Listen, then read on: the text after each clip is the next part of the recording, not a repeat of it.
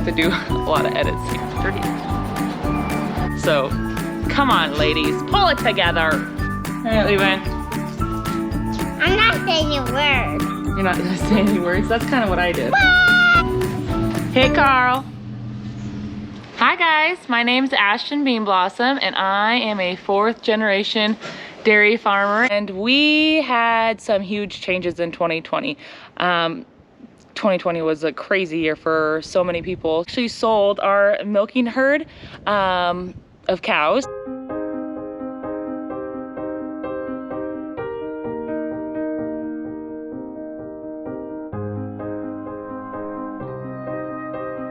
And it all happened so fast. It's like the cooperative that we were sending our milk to changed some things, and it opened up a market for the rights to ship milk to that cooperative. And so all of a sudden, people were wanting to buy what is called base, and they wanted to pay quite a bit of money for it, and my parents were hoping to retire in the next couple years. They made the decision, and my parents don't make decisions fast.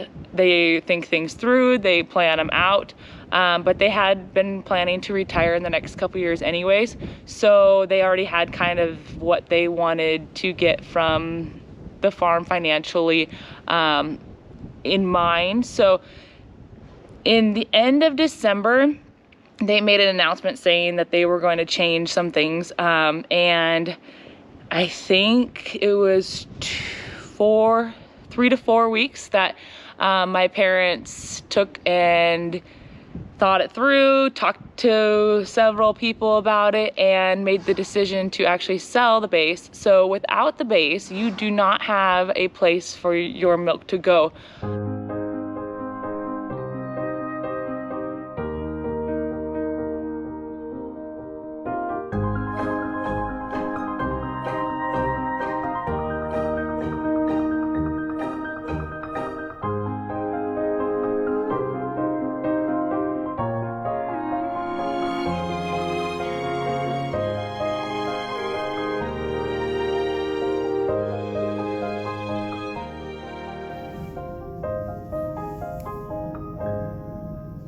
When everything happened and we had all the cows gone, we had been so busy and it was such a whirlwind that it just kind of happened.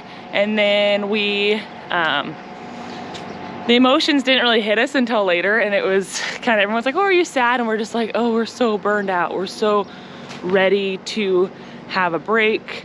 And then we jumped right into heifers, and so that was good. But now that we're in heifer mode, we had always raised our own calves. I think it was, my mom would know better, but I think it was like 9 months, 7 months, 9 months. And then we would send them up to my grandpa's cousins and his son. So they raised our heifers for us, and they did such a good job for many, many years. And then they would come home to our farm to calve. So we brought those all home last year, and then we just finished raising them out, or we're going to be finishing in February or March of 2022. So we've been doing things still, it's just different, and it's a little bit more relaxed because there's no milking. They're just kind of hanging out. The barns get emptier and emptier and emptier. I have some exciting things that we are working on. We're going to have a goat farm. We're going to have a goat farm. Goat farm. Goat farm. Okay, come back.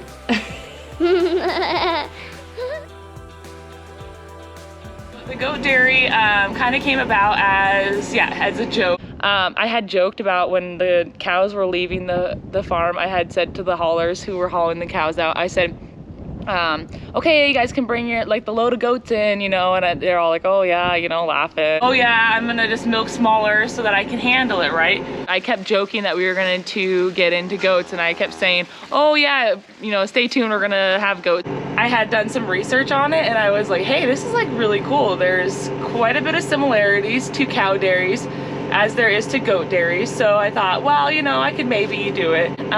We went and toured a goat dairy down in Oregon. And they were milking 500 goats at the time. And now they're up to, I think, 900 goats. And it was really cool. People were so friendly and so helpful. I've reached out to a lot of people in Iowa, and the Midwest has quite a few goat dairies, smaller ones, and then they're like, I mean, they're like 100 to 200 goats, and so that's kind of the size that I want to be eventually. I don't want to be like 0 to 100 goats right away, but yeah, I'm hoping to get to 120 to 200 in the next year or two. It's exciting. There's a lot of stuff we still have to do. The time frame is really, it depends on when we can get our parlor in, because we can't get any goats until we can actually milk them. And then that's kind of depending on getting some stuff out and putting some things in. So there's gonna be a learning curve, hopefully not too huge of a one, because I don't want this to be a complete disaster. I kind of have these moments where I kind of freak out and I'm like, oh man, you know, because I've always been a farmer and I understand that it's a very up and down emotionally, and it can be financially up and down. But it always was my parents' thing, and so I always, I was with them and I helped them and I support them, but at the end of the day, it was their finances, it was their decisions, and so I'm excited to start something of my own, but I'm, yeah, nervous. So my husband works at a local truck company, and he is going to be continuing working there, and I don't know, maybe eventually he'll want to join me on the goat farm, maybe not, I don't know, we're just gonna have to see how it goes. We're doing as much planning and as much prepping as we can. But once you get in it, I know it's like a whole different ball game when you actually like are doing something than when you're like writing things on paper. So I have a lot to learn. I'm not joking when I say I have never milked a goat before. So it's not me like, oh yeah, I do this, it's not a big deal. It's kind of a big deal because I am starting to do something I have never done before. So it should be interesting.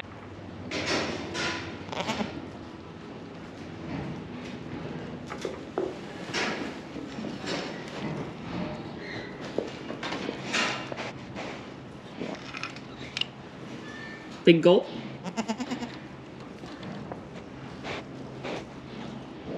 Actually, some opportunities have come up, and we're really excited about them. We'll be sharing more in the next couple weeks. Because I had this crazy idea.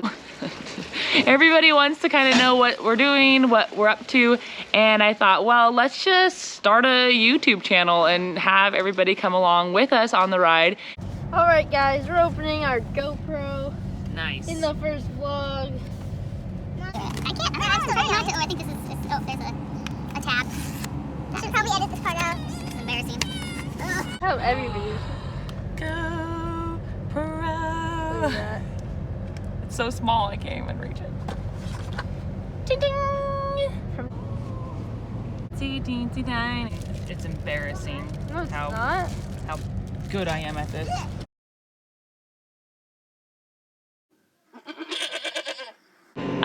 If anyone more than my grandma watches this, so would be great. Hi, Grandma. So we would like for you to join us, and we're gonna try updating. I hope to have a video out every couple weeks. If possible, every week, that would be great, but I don't know, we'll see how it goes.